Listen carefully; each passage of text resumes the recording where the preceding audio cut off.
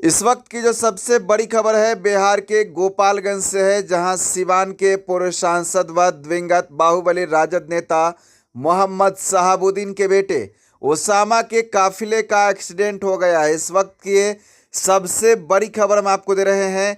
Osama के काफिले में शामिल 4 गाड़ियां आपस में टकरा गई है, जिसमें तकरीबन आधा दर्जन समर्थक घायल हो गए हैं। हालांकि ओसामा पूरी तरीके से ठीक हैं।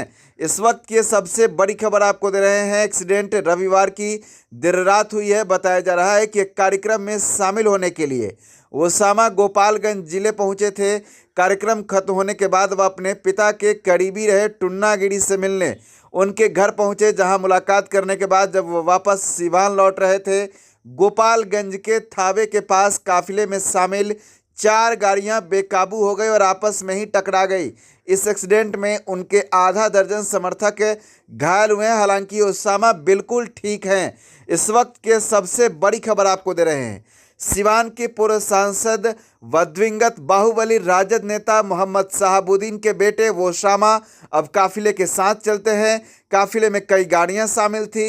वो जैसे ही गोपालगंज में अपने पिता के करीबी मित्र टुन्नागिरी से मुलाकात कर सिवान के लिए रवाना हो रहे थे, थावे के समीप काफिले में शामिल गाड़ियां आपस में टकरा गई है। आधा दर्जन समर्थक गंभीर रूप से घायल हुए हैं। तो इस वक्त की सबसे बड़ी खबर आपको दे रहे हैं। आपको बता दें कि सिवान के पूर्व सांसद व दिवंगत राजद नेता मोहम्मद शहाबुद्दीन का निधन पिछले दिनों दिल्ली के दीनदयाल उपाध्याय अस्पताल में हो गया था। कोरोना संक्रमित शहाबुद्दीन की मौत के बाद उनके परिवार पर आफत आन पड़ी थी।